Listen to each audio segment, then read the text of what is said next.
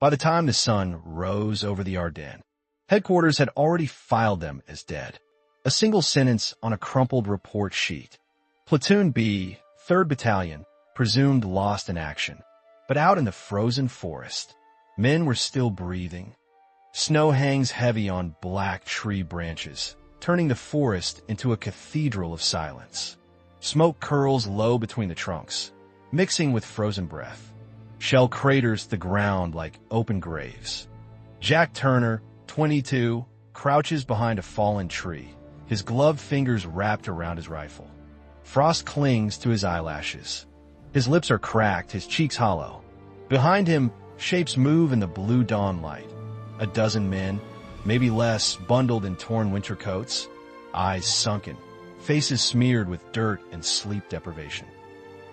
No radio, no backup, no word from command in 30 hours. They don't know they've been written off. They only know one thing. They are still here. A distant artillery blast vibrates through the ground. Snow shakes loose from branches.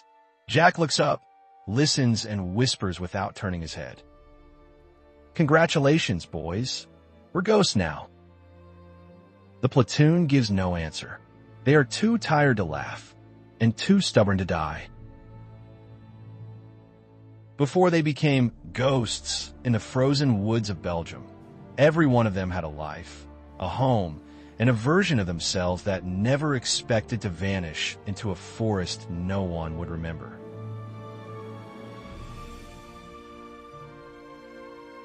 Long before Belgium and frozen silence, there was noise, the good kind. A small-town diner in Ohio, jukebox humming, the smell of coffee and fried eggs drifting through warm air. Jack sits in a corner booth, sleeves rolled up, laughing with a friend as snow taps gently against the window outside. He's younger here, softer, no dark circles under his eyes, no permanent tension in his jaw. On the table between them lies a folded newspaper with a headline about the war in Europe. Bodies, battles, borders. Somewhere far away. Somewhere that still feels like another planet. Jack's father appears in the doorway, cap in hand, watching his son with the quiet worry of a man who's seen one war already. There's pride there, but also fear, a fear he never puts into words. When Jack stands to leave, he hugs his mother at the door of their small house, promising he'll be back before the town even misses me. The bus that takes him away kicks up slush and salt. He presses his palm to the window, watching his town shrink into a blur, having no idea that one day his name will nearly vanish in the snow of another country. That bus didn't just carry Jack to basic training. It carried him toward a forest he'd never heard of, in a country he couldn't spell, where the trees would be the only ones to witness what his platoon became.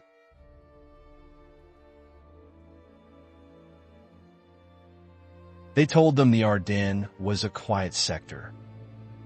The train clatters through Europe, snow thickening outside. Jack and the others sit in a dimly lit carriage, helmets resting on their knees, boots muddy from the last stop. Someone plays cards on an ammo crate. Someone else pretends not to be scared. Outside, the world turns white. When they step off in Belgium, the cold hits like a slap. Their breath becomes smoke. Trees crowd the horizon in endless waves. Dark trunks, white branches, a maze of winter that looks almost peaceful. Their lieutenant grins, stamping his boots. "Could be worse, boys," he says.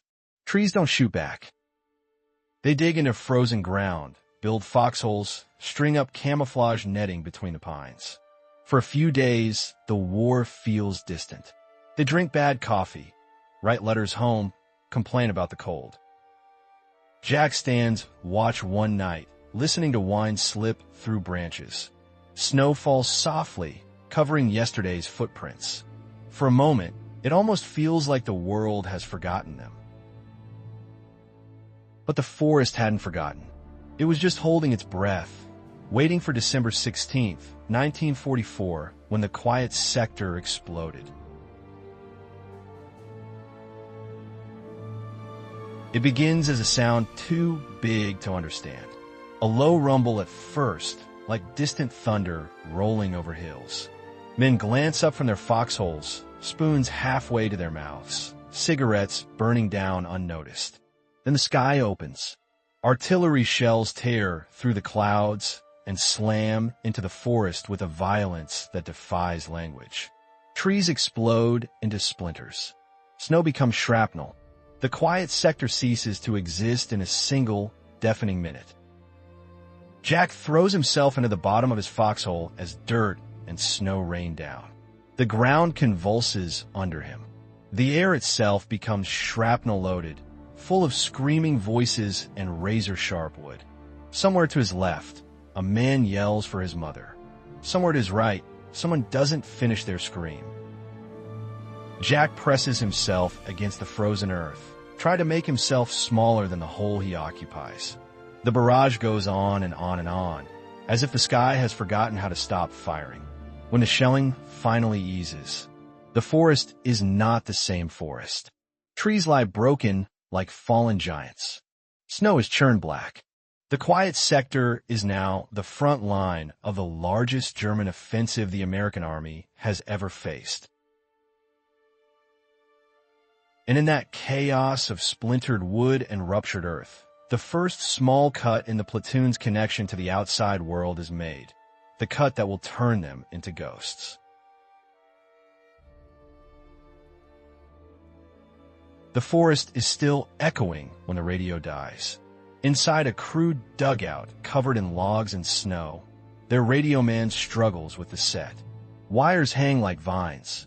Snow drips from the ceiling in slow, mocking drops. HQ, this is Baker 2. Repeat, this is Baker 2. Do you copy? Over. Nothing. Static hisses, loud and empty.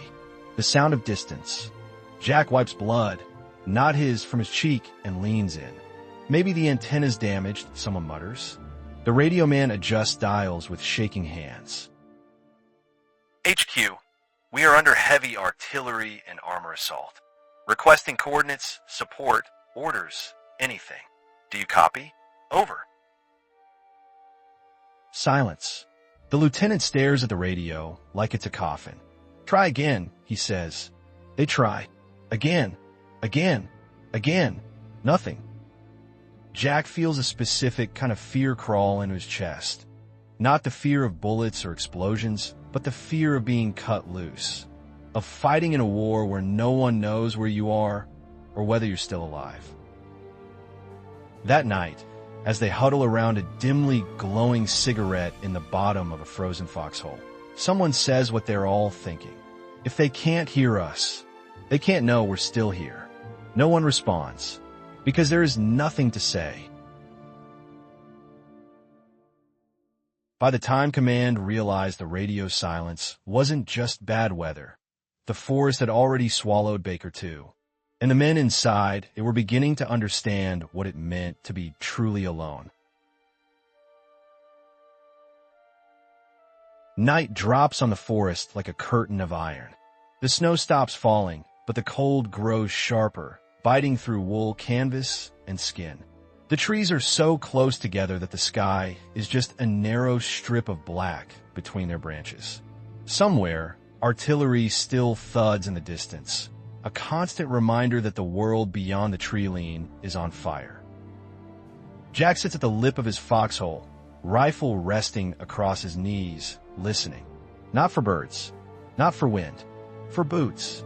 Behind him, the platoon is little more than a cluster of breathing shapes wrapped in blankets and greatcoats, faces gray in the moonlight. Their lieutenant, Harrigan, traces lines into the dirt with a stick. Improvised maps of the forest, guesses more than geography. We don't move till we know where the krauts are, Harrigan murmurs. We don't fire unless we have to. And we don't panic if we don't hear from HQ tonight, or tomorrow, or ever. Someone adds with a bitter half-laugh.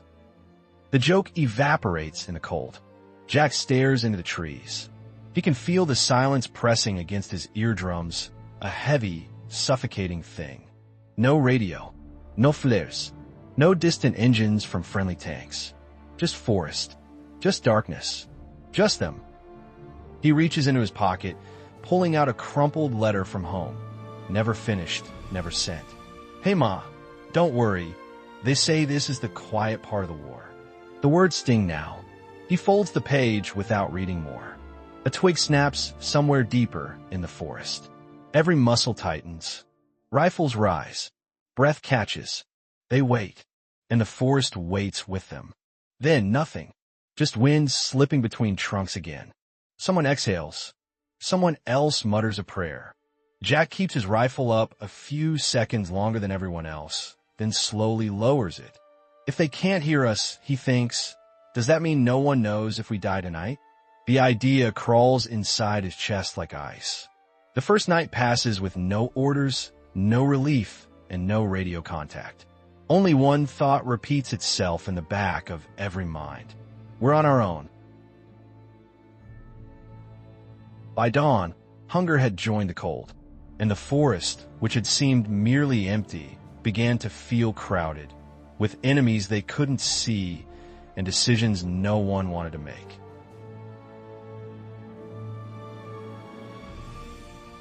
Morning arrives without warmth.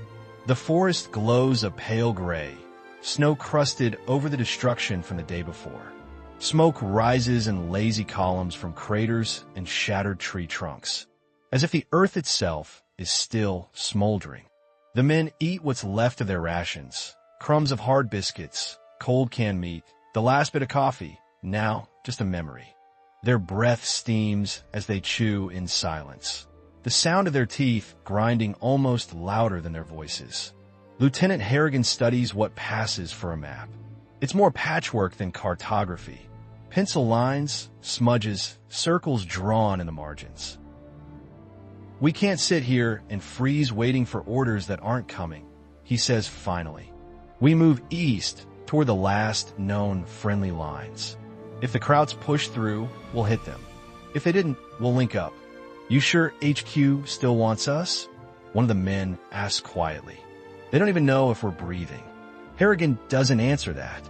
Instead, he looks up at Jack. You're on point, Turner. You've got the best ears. Jack doesn't argue. He pulls his scarf higher, adjusts his helmet, and slings his rifle. The platoon begins to move in a staggered file, weaving between trees. Each step sinks into the snow with a soft crunch that feels painfully loud. A crow watches them from a broken branch, head tilted like a silent witness. There are no clear paths. No trails. Just endless rows of pines, each one looking like the last. Every so often, Jack raises a clenched fist, and the line behind him freezes. They listen. Wait. Move again. They find a burned-out American position. Foxholes abandoned in a hurry, gear scattered, a helmet half-buried. The snow has already begun erasing whatever story happened here. Jack's boot nudges an imprint in the snow. Tank tracks. Boot prints. German? Harrigan kneels beside them, traces the edges. Armor's been through here, he says. We're behind the front now. Or under it. Jack looks at the empty tree line. They're not where they're supposed to be. The war has moved without them. And now the forest doesn't feel like a defensive line. It feels like a trap. If they turned back then, they might have made it. But the forest had already chosen its story for them, and it was one written deep behind enemy lines. Snow muffles sound. That's what makes the first shot so shocking. One moment, the platoon is moving, boots crunching, breaths puffing. The next, a crack splits the air, sharp and close. The man behind Jack drops without a word, snow blooming red under his shoulder. Down! They dive for cover, behind roots, rocks, the shallow depressions in the ground. Jack slams behind a tree, heart pounding so hard he can feel it in his fingers. He scans the forest. Nothing moves, just trees and snow and that eerie stillness. Then he sees it, a glint of metal between branches 50 yards ahead. The Germans are dug in, camouflaged, waiting. They know these woods now. They've been here longer. Pin them. Harrigan hisses. Rifles bark, muzzle flashes tearing holes in the gray. Jack returns fire, not at a person. He still can't see faces, but at where the flashes come from. The forest erupts. Bullets rip bark from trees. Wood splinters shower down. Snow explodes in white geysers. The quiet sector is gone. This is a different war now. Jack's breath forms harsh clouds in front of him as he reloads, fingers stiff from cold. The wounded man from the first shot groans, clutching his bloody shoulder, exposed halfway between cover and open ground. Jack glances at Harrigan. The lieutenant doesn't say anything. He doesn't have to. Jack drops his rifle, launches himself out of cover, and crawls through the snow, each inch feeling like a mile with German bullets snapping overhead. He reaches the soldier, hooks his hands under his coat, and drags him, leaving a smeared path of red across the white. He can feel the man's blood soaking his gloves. He can hear his breathing, sharp, ragged, terrified. They make it back behind a log. Jack presses his hand over the wound, feeling warm life pump against his palm. "Stay with me," he mutters. "If I can still feel it, you're not leaving yet." The firefight ends as abruptly as it began. The Germans fade back into the forest, unseen, unheard. Only the echoes remain. The men look at each other. They've survived the first contact, but something fundamental has shifted inside them. They're no longer just soldiers in a line. They are prey in someone else's hunting ground. From that moment on, every tree felt like a rifle, every shadow like a muzzle. And the forest, which once seemed too quiet, now felt full of eyes. Night comes early in December. They find shelter in a shallow depression surrounded by trees, stacking fallen branches to break the wind. Their breath makes small clouds in the dark. The wounded soldier, Davis, lies on a bed of pine boughs, shoulder wrapped in a makeshift bandage. His teeth chatter, but he's alive. That's more than can be said for some of the others they passed on the way. Harrigan sits on a log, helmet pushed back, running a shaking hand through his hair. Jack passes around what's left of the rations. A shared can, a few crumbs of crackers, a single chocolate bar broken into uneven pieces. "They'll send patrols," one of the men mutters. "They'll be looking for us." Jack looks up slowly. "With a dead radio?" "In this." He gestures at the endless trees. "They probably think we bought it with the first barrage." It hangs in the air, that thought. Assumed dead, written off on paper. Alive only here, in a patch of forest no one can point to on a map. Another soldier snorts, bitter humor cracking through the fear. "We're ghosts, then," he says. "Officially. Might as well act like it." Harrigan's eyes sharpen in the firelight. "Maybe that's how we survive," he says slowly. "We stop thinking someone's coming to get us. We stop waiting for orders. We move like we're already gone, in and out of the trees. Make them think we're more than we are." Jack stares into the small, struggling flame in front of him. The idea slides into place in his mind with icy clarity. If the army thinks they're dead, and the Germans don't even know who they are, then maybe their greatest weapon isn't firepower. It's invisibility. "Ghost Platoon," someone says under their breath. No one laughs this time. The name doesn't sound like a joke. It sounds like a sentence. And so, with no flag, no support, and no one left on the other end of the radio, Baker too stopped being just another platoon and became something the Germans would learn to whisper about.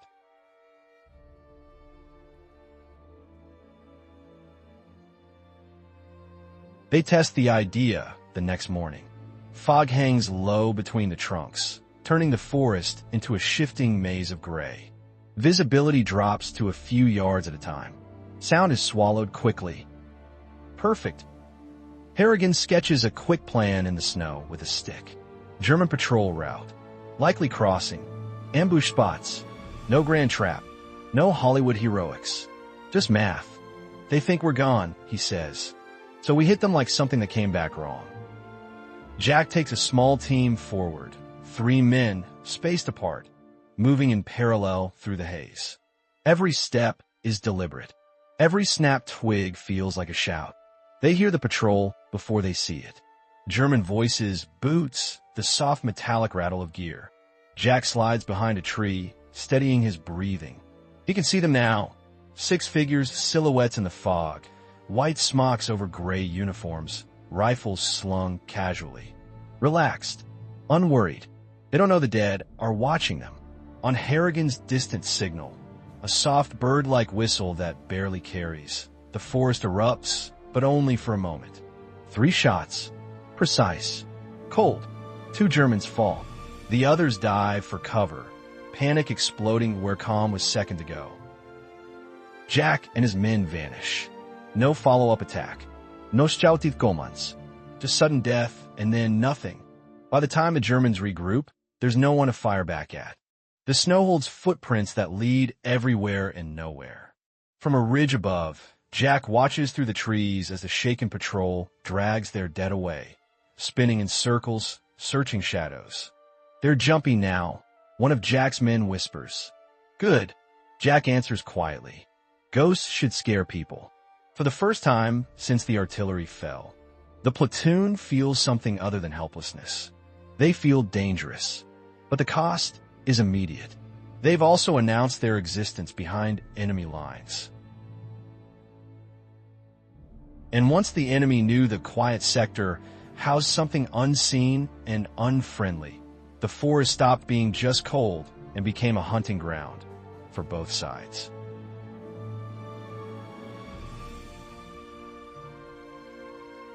Snow falls in thin, floating sheets, light enough to look peaceful, heavy enough to hide danger. Jack moves ahead of the platoon, scanning the forest floor with the instinct of someone who has survived long enough to sense when the world is wrong. It's the silence again, but not the same kind as before. This one feels expectant. He kneels by a broken branch, brushing snow away with careful gloved fingers. Underneath is a seam, a shallow cut in the snow, something dragged and then covered. Boot prints. Too clean, too deliberate. His breath fogs the air. He whispers, "This isn't ours." Before he can signal, a twig snaps to his right, not from his men, but ahead, deeper, where no American should be. Then he sees it, a rope half buried in snow, tied to a cluster of pine branches overhead. A tension snare rigged to swing into the path. Another rope off to the left, connected to something darker. They're in a kill zone. A perfect German forest ambush. Down! Jack shouts. The forest explodes. Grenades arc from the right, landing in the snow with soft thumps before erupting in a fountain-like blast, which shatters. Snow becomes smoke. Men are thrown onto their backs. Jack dives behind a stump as machine gun fire cuts across the clearing, stitching lines in the snow. Pine needles rain down like green shrapnel. Harrigan yells orders, voice barely audible over the rattling gunfire. Left! Take cover! The platoon scrambles, slipping on the frozen ground. Davis, with the wounded shoulder, crawls behind a log, grit in his teeth as he drags himself with one arm. Jack sights the muzzle flash through the branches. A German MG, 42 perched on a camouflaged nest. He fires 3 quick shots. The flashes stop. For a heartbeat, the forest breathes again, but only for one. A second gun opens from the other side. Jack's heart hammers as he drags Davis farther into cover, bullets chiseling the log behind them. "Stay with me," he whispers. "Stay awake." The ambush collapses only when the German squad withdraws, slipping deeper into the trees, leaving behind nothing but tracks and smoke. Jack looks at the blood on his gloves. Too much. Too fast. They were ghosts. But the forest had ghosts of its own. And as the German patrols grew more aggressive, the platoon realized the forest wasn't just reacting, it was closing in. The forest feels smaller now. Not physically. The trees are as tall and endless as before, but the space between them feels reduced, compressed by tension, squeezed by fear. The platoon advances cautiously, steps soft, rifles up, each man scanning the trees with eyes that burn from lack of sleep. Harrigan stops suddenly. He kneels, brushes aside snow, and finds something chilling. A helmet. American. Inside it, a handful of dog tags, tied together with wire like a cruel collection. A warning. Jack's breath shakes. That means they're close, he mutters. That means they're watching, someone adds. They move faster now. Not running, but urgent. The snow is deeper here, swallowing boots to the ankle, making every step heavy. The cold stiffens fingers, slows reaction time, numbs skin. Jack glances at the men behind him. Frost on their eyelashes. Lips cracked. Hands trembling on rifle stocks. They're being hunted by an enemy they cannot see in a forest that feels tighter, narrower, more alive with each passing hour. Around noon, they halt beneath a cluster of cedar trees. Jack notices small things. The way the air moves wrong, the way birds have stopped entirely, the way the silence is heavier than usual. Then he hears it. A soft click, metal tapping metal. Osniniperbort. He doesn't think. He tackles Harrigan to the ground. A shot slices through the air and buries itself in the tree behind where the lieutenant's head had been. Contact, someone screams. The platoon scatters, taking cover behind trunks as another shot cracks through the clearing. Snow bursts where bullets strike. Jack peeks around a tree, scanning the ridge above, then sees the faintest glimmer, a scope catching sunlight. He signals two men, flanking wide to the right. The sniper fires again. A near miss, shaving bark off Jack's cover. He slides into a prone position, steadying his breathing, lining his sights. A shadow shifts behind a felled tree across the ravine. Jack fires once. The shadow collapses. Silence returns, but not peace. Just the kind of silence that follows violence. Harrigan grips Jack's shoulder. You saved my life. Jack shakes his head. No, he says quietly. Just delayed it. But even as the ghost platoon adapted to ambushes and snipers, something else threatened them more than bullets. The cold was killing them faster than the enemy.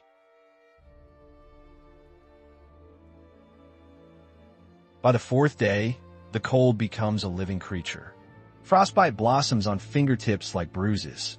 Men stumble over roots not from fatigue, but because their feet are numb blocks of ice inside frozen boots. Breath freezes on scarves, forming crusts that rasp against skin. Jack massages his hands constantly, trying to force blood back into stiff fingers. Beside him, Davis, the wounded soldier, shivers violently, teeth clacking. His shoulder wound is turning the bandage black at the edges.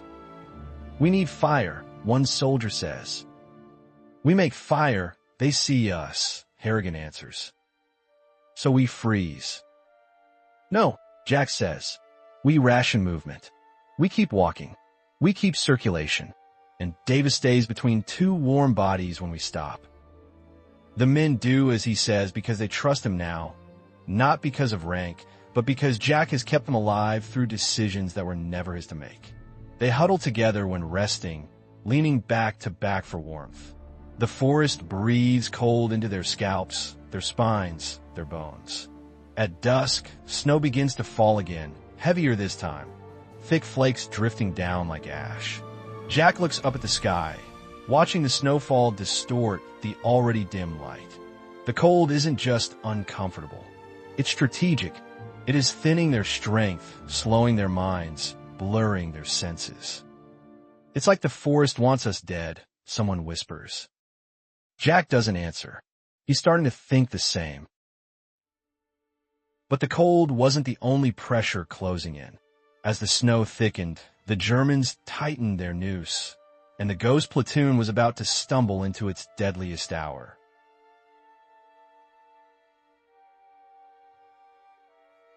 Near sunset, they find German footprints.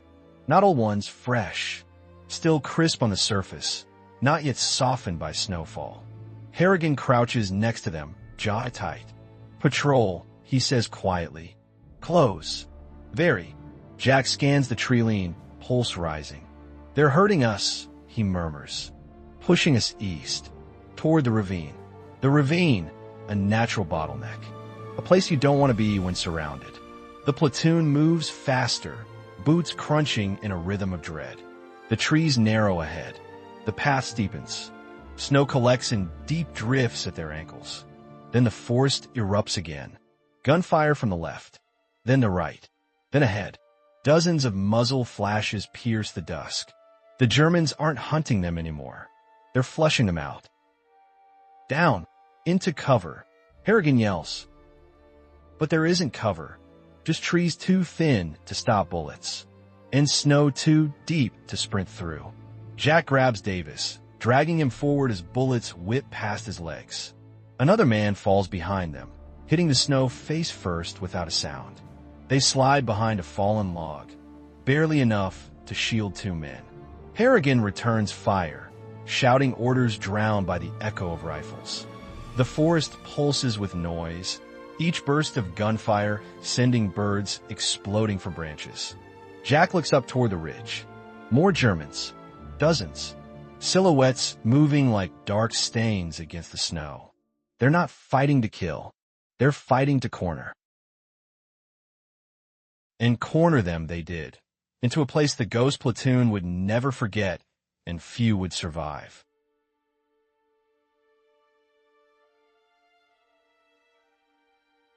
The ravine yawns open in front of them, a long, deep gouge in the earth, flanked by steep slopes and thick pines.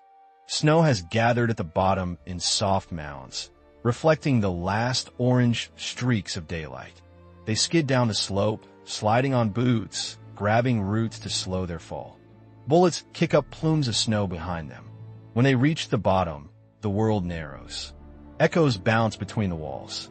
Shouts blur into confusion. Gunfire sounds like it is coming from everywhere at once.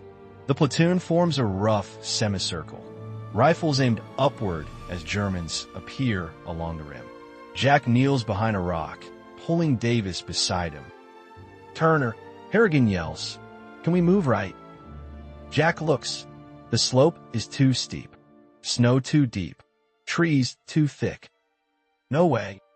The Germans fired down into the ravine like hunters firing into a pit. Snow explodes around the Americans, peppering them with ice and dirt. Ricochets sing in the air like angry wasps.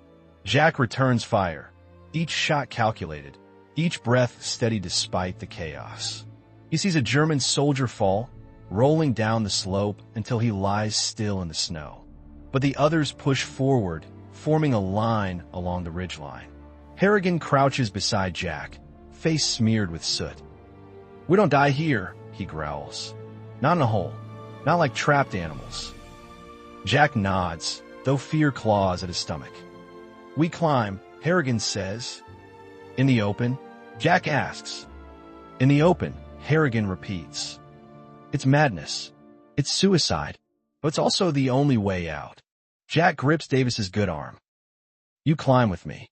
I'll push you if I have to." Davis nods weakly. He trusts Jack more than he trusts the slope. Jack grabs a root, pulls himself upward. Snow slides under his boots. Bullets zip past his legs. He climbs, breath ragged. Halfway up, a German soldier appears, rifle aimed right at him. Jack freezes. The German hesitates, surprised to see someone this close. A beat. Another. A shot rings out, but not from the German. Harrigan, down below, fires upward. The German collapses, tumbling past Jack into the ravine. Jack scrambles the last few feet and reaches the rim. Chest heaving, hands shaking, eyes burning with frost and adrenaline. He turns and reaches down. "Come on, move." One by one, the Ghost Platoon climbs. Some crawling, some dragging wounded, some push from below, some drag from above. When the last man clears the rim, Jack collapses to his knees, chest burning, vision swimming. They made it out of the pit, but they are far from safe. And as night fell, cold, starless, merciless, The ghost platoon realized they weren't just surviving anymore. They were fighting to stay human. Night falls with a cruelty no bullet could match. The trees are black silhouettes stabbing into a starless sky, and the cold presses down as if someone has lowered a sheet of ice over the forest. The wind circles like a predator, biting through coats, gloves, and skin. The ghost platoon stumbles into a natural alcove beneath a cluster of pines, a bowl-shaped hollow shielded from the worst of the wind. But the cold finds them anyway. It always does. Jack collapses against a tree, sliding down until he's sitting on frozen ground. His breath hangs in the air like smoke from a dying fire. His fingers throb with a pain that feels bone deep. Davis leans against him, barely conscious. Frost gathers in his eyelashes. His lips are turning blue. Jack wraps an arm around him, rubbing his back, whispering, "Stay awake. If you sleep, you won't wake up. I need you here, with us." Harrigan kneels nearby, rubbing his hands together, eyes scanning the tree line. "We move at dawn," he murmurs.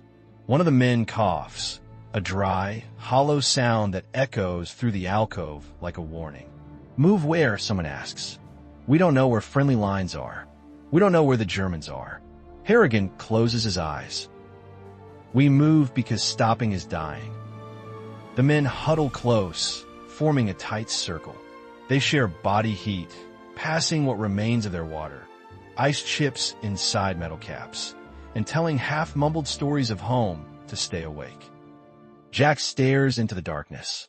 He sees shadows shift between the trees. He hears faint cracking, maybe branches, maybe someone stepping on snow. Every sound feels like danger. Every silence feels like death. But he doesn't tell the others. They're scared enough already. Davis mutters something, slurred, weak. "Don't leave me." Jack squeezes his shoulder. "I won't." But as he looks at Davis's pale face, he knows the truth. The cold is claiming him inch by inch, and Jack is losing time. When dawn finally came, it didn't bring warmth or clarity, only a new threat rising in the mist. Dawn arrives not as light, but as mist, a thick, rolling fog that climbs between the trees like a living thing. The world shrinks to a radius of 15 feet. Beyond that, nothing. Jack rises slowly, muscles stiff, joints aching.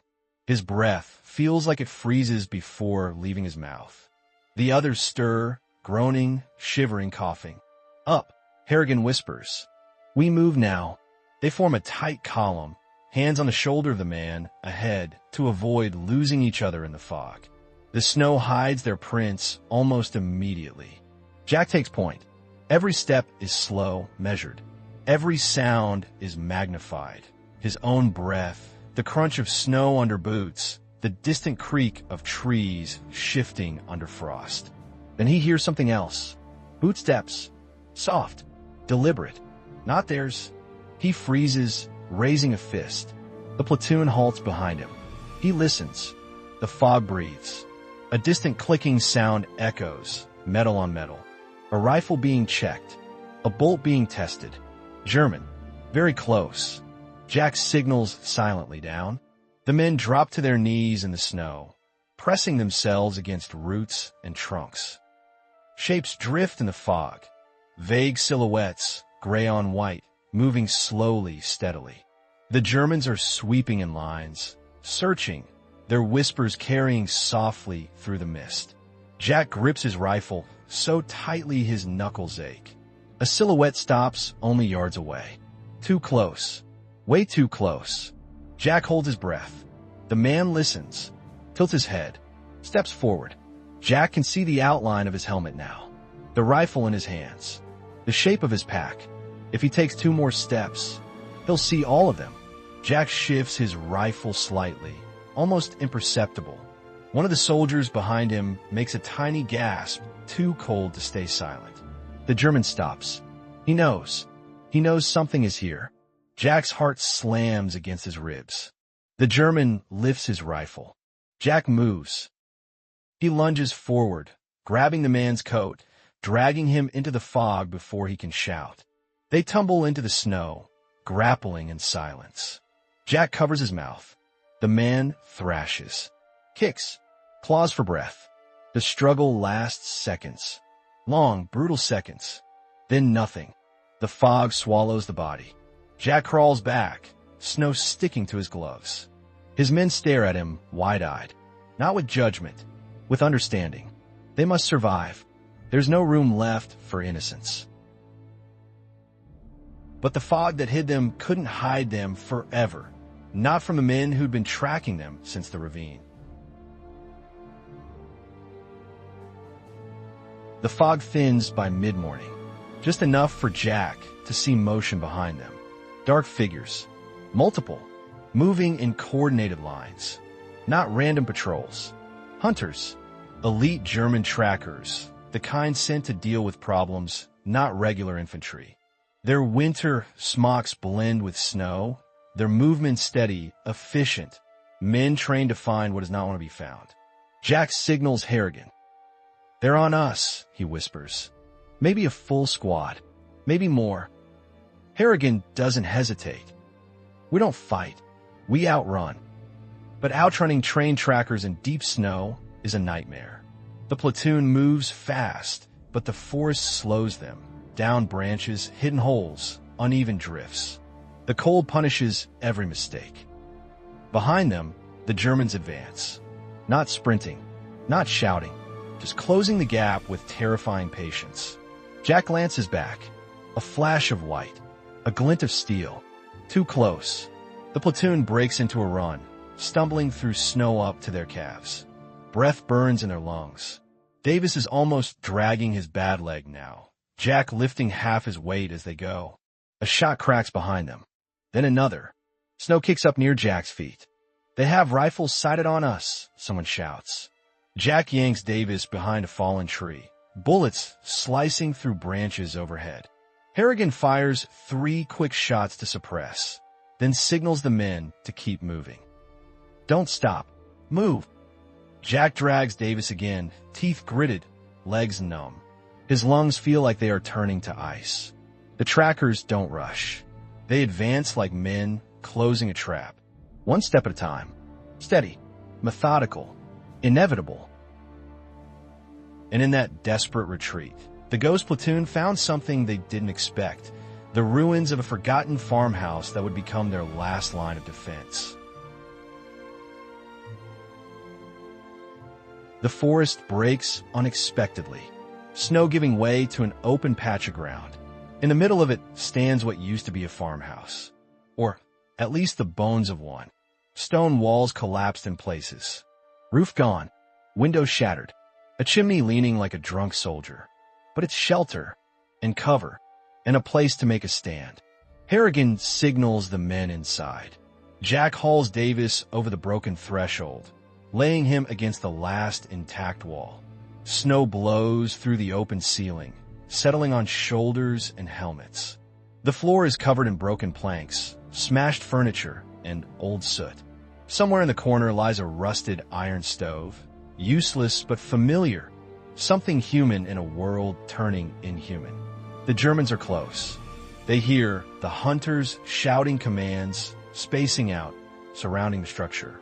Harrigan grabs Jack's arm. "We hold here. No retreat." Jack nods.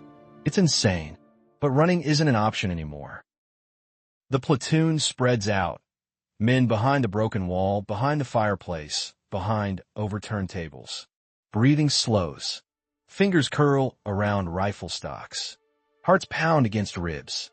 Jack checks Davis. "You still with me?" Davis opens one eye. "I'll haunt you if you let me die in this dump." Jack allows a thin smile, the first in days. Then footsteps, creaking snow, shadows moving past gaps in the wall. The hunters are here. They move with precision, like chess pieces sliding into deadly positions. Jack steadies his rifle, letting his breath settle. We're not dying in a ruin, he thinks. We're not dying forgotten. He sights the first silhouette and waits for the signal. And when the first shot cracked through the farmhouse ruins, the Ghost Platoon entered the fiercest fight of their lives. A battle not to win, but simply to exist. The first German leans into the open window frame. Eyes sharp, rifle raised. Harrigan fires. The man drops. Chaos erupts. Gunfire explodes in the confined space, echoing off stone and broken beams. Muzzle flashes burst like lightning. Snow sprays inward as bullets punch through the crumbling walls. Jack ducks behind a fireplace as stone chips fly past his face. He rises, fires 2 shots through a gap, and sees a German fall near the corner of the ruins. The hunters push hard. They flank left, then right, then try to breach the back wall. Jack hears boots crunching behind the collapsed chimney, too close. He spins just as a German soldier lunges through the smoke-filled interior. Jack rams the butt of his rifle into the man's jaw, sending him crashing to the floor. He finishes him quickly, breathing hard, heart slamming. Another German appears at the doorway. Harrigan shoots him before he gets a second step. The room fills with gunpowder haze. Breathing is harsh. Visibility drops. The world becomes shapes and movement and instinct. Davis, propped against the wall, fires with his good arm, teeth clenched against pain. Each shot is slow but deliberate. The precision of a man refusing to be useless. Left side, someone shouts. Jack pivots, firing toward a shadow, slipping along the outer wall. Glass shatters. Wood splinters. Stone cracks. The hunters are angry now, no longer cautious, no longer patient. They surge forward, trying to overwhelm the position. Jack snaps open his rifle, reloads with trembling fingers. Blood, someone's, maybe his, stains his gloves. He fires again. Again. Bodies fall in the snow outside, staining it darker and darker. Then, suddenly, silence. No footsteps, no shouts, no gunfire, just their own ragged breathing. Jack peers through a hole in the wall. The remaining Germans are retreating, not in panic, but in realization. This lost platoon is not dying easily. They regroup beyond the trees, preparing for another attack. Jack wipes blood from his cheek, breathing hard. They're not done, he says. No, Ardennes answers, but neither are we. The men sit or kneel among the rubble, sucking in icy air, exhausted but alive. Ghosts, yes, but ghosts who fight. And as the sun disappeared behind the frozen tree line, both sides understood the truth. The next clash would decide everything. Twilight settles over the clearing like a dying breath. The ruined farmhouse is now a skeleton of splintered wood and cracked stone, smoke rising from bullet-scorched walls. Blood soaks the snow in uneven patches. The temperature drops sharply as night approaches, turning spilled water into ice and transforming breath into thin ghosts drifting from the soldiers' mouths. Jack sits with his back against a broken beam, trying to warm stiff fingers. Every muscle in his body vibrates with exhaustion, the kind that goes past tired and becomes numb instinct. Davis leans against him, barely conscious, his breath shallow. Still here, Jack whispers. Davis forces a grin through cracked lips. Tell the cold it can kiss my ass. Jack almost laughs, but the sound dies before forming. His eyes drift to the tree line. Dark silhouettes shift among the trees. German hunters, repositioning, preparing. Harrigan joins him, kneeling in the snow. They're regrouping, Harrigan says. Bigger force. They won't take risks this time. They'll hit us with everything. Jack nods slowly. We don't have everything to hit back. No, Ardennes gris. We have just enough. The wind grows stronger, sweeping snow across the clearing in rippling sheets. The world seems to inhale, holding breath before the inevitable. Jack closes his eyes briefly. He thinks of Ohio. He thinks of the diner. He thinks of warm coffee, his mother's smile, winter without terror. And then he opens his eyes again, hardened. They're ghosts, yes, but ghosts fighting for a chance to return to flesh. Harrigan squeezes his shoulder. No matter what happens, he says quietly, they will remember we didn't die easy. Jack nods once, rising to his feet. Then let's make them work for it. But as the men steeled themselves for the final storm, one of them made a choice that would alter the fate of the entire platoon. Night takes full hold. The Germans begin to move. Jack hears whistles, commands echoing faintly through the trees. Shapes spread out, forming an arc, tightening around the farmhouse ruins. Dozens of them, maybe more. Harrigan gathers the remaining men, barely 9 now. We fall back west, he announces. The forest thins there. Harder for them to surround us. We'll slip through before they close in. Jack nods, helping Davis to his feet. The wounded soldier sways, gripping Jack's coat. But as the platoon prepares to leave, someone stays behind. Private Mason, the youngest of them, barely 19, stands in the open doorway of the broken farmhouse, staring out at the approaching silhouettes. Mason, Harrigan snaps. Move. Now. But Mason doesn't move. He sets his jaw, lifts his rifle, and shakes his head. If we run, he says quietly, they'll overtake us before we reach the ridge. Someone has to buy time. Jack feels something sharp twist in his chest. No. Mason, you come with us. Mason smiles, not bravely, but softly, like a boy remembering a warm memory. My old man used to say, someone's got to hold the door, or the whole house falls. Jack grabs his arm. You're 19. You don't get to decide that. Mason pulls free, stepping back into the ruined frame. Already did. Harrigan's eyes fill with something raw, fury mixed with helpless pride. Mason, he whispers. Mason turns once, looking at all of them. Make it mean something. Jack can't breathe. He wants to drag the kid out. He wants to knock him unconscious and force him to live. But the Germans are moving too fast. There's no time. Harrigan places a hand on Jack's shoulder. We have to go. Now. Jack hesitates, then obeys, swallowing something hot and painful as he turns away. They slip out the back into the trees. And behind them, Mason takes his position at the doorway, rifle ready. A single soldier holding the line. Shots explode behind them as Mason opens fire. The ghosts slip into the dark, leaving one behind to shine like a flare in the night.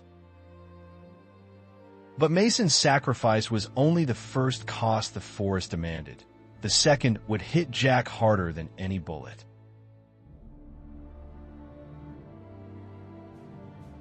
The remaining ghost platoon moves fast through the trees, snow crunching softly under their boots. Jack supports Davis, nearly carrying him at this point. The forest is a blur of black trunks and white ground. Behind them, Mason's rifle cracks again and again, defiant. Then, silence. Jack's legs nearly buckle. He forces himself to keep moving. Harrigan motions toward a narrow ridge that curves around a ravine. This way. Move. A sudden burst of gunfire rips through the woods. One of the men behind Jack, Carver, jerks violently, collapsing into the snow with a wet gasp. Jack drops to his knees beside him. Carver's eyes flicker, wide and afraid. Jack, I didn't see. His voice breaks. Blood spreads across his coat, steaming faintly in the cold. Jack clamps his hands over the wound, but it's too deep, too chaotic. Carver's breath rattles, slowing. Stay with me, Jack whispers, tears burning in his throat. Don't do this. Not now. Carver grips his sleeve weakly. Tell my girl, I tried. His hand slips away. Jack feels the forest spin around him. Another life gone. Another name the world will never know. Harrigan pulls Jack by the collar. Turner, move. Jack stumbles forward, wiping Carver's blood on his coat, breath shaking violently. He feels a coldness deeper than the winter, a numbness forming in his chest, the kind that comes when grief has no room left to grow. He carries Davis again, though Davis is fading too, murmuring half-formed words. "Jack, it's warm." "It's not warm," Jack snarls through clenched teeth. "You stay awake. You stay here." But he knows the truth. Davis is slipping, and Jack can't lose someone else. Not tonight. But the forest had not finished its tally, and as the platoon reached the ridge, the final test of their humanity awaited. The ridge rises steeply, jagged rocks poking through the snow. The ghost platoon climbs, slipping, hauling each other upward. Jack is nearly dragging Davis, who can barely move now.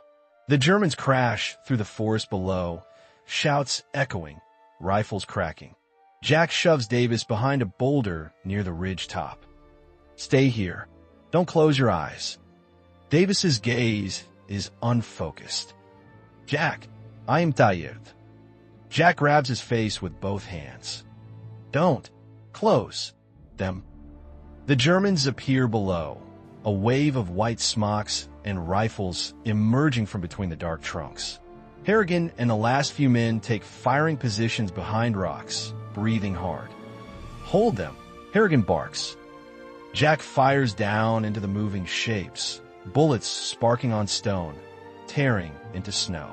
The Germans return fire, forcing the Americans to duck behind cover. Snow erupts around them like white explosions. Jack reloads, hands trembling. A bullet grazes his helmet, tearing off the netting. He hardly notices. Davis slumps sideways. Jack drops his rifle, grabbing him. Hey, stay with me." Davis stares blankly. "Jack!" His voice is thin, childlike. Jack grips his coat, shouting over the storm of gunfire. "You don't die here. You hear me? You don't die in this cold. Not like this." But Davis's eyes lose their shine. His head tilts. His breath fades. Jack freezes. The world narrows to a pinpoint. Snow falls around him in silent flakes. Gunfire muffles. The trees blur. He rests his forehead against Davis's helmet, fingers clenching the dead man's coat. No. A hand grabs him. "Harrigan." "Jack, we're leaving. Now." Jack doesn't move. Harrigan shakes him. "Turner, if you stay, you die." And Davis dies for nothing. Jack lifts his head, eyes red, jaw clenched. He stands. He leaves Davis's body in the snow, the hardest step he has ever taken. They run over the crest of the ridge. Bullets chase them, ghosts running from a forest that has devoured too many of their names already. And when Jack Turner finally emerged from the trees, he was not the same boy who had entered them, nor was the world prepared to understand what he and the ghost platoon had endured. Dawn breaks. Not the violent dawn of artillery fire, but a pale, exhausted sunrise over a forest scarred by war. Jack stumbles out of the tree lean with the remaining survivors. Only 4 now. Their uniforms are torn, boots cracked, faces streaked with soot, blood, and tears dried into salt on their skin. American soldiers spot them from a forward aid station. "Medics! Over here! Survivors!" Jack barely hears the shouts. Everything sounds underwater. Someone grabs his arms, lowering him onto a cot. Men crowd around, asking questions. "How long were you out there? Where's the rest of your platoon? How did you survive encirclement?" Jack opens his mouth, but no words come. His mind is back in the forest. Back with Mason at the farmhouse. Back with Carver in the snow. Back with Davis on a ridge. A medic lifts Jack's glove. "You're bleeding," the medic says. Jack looks down. His hand is sliced open. He hadn't even noticed. Harrigan sits beside him, staring blankly at the sky. "They wrote us off," Harrigan murmurs. "We were dead on paper." Jack finally speaks. "Then write us back on."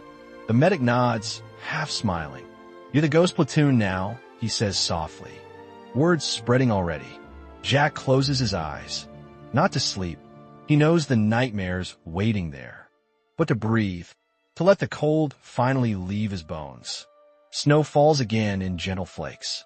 For the first time in days, Jack feels warmth touch his skin, not from fire, but from the realization that he is alive.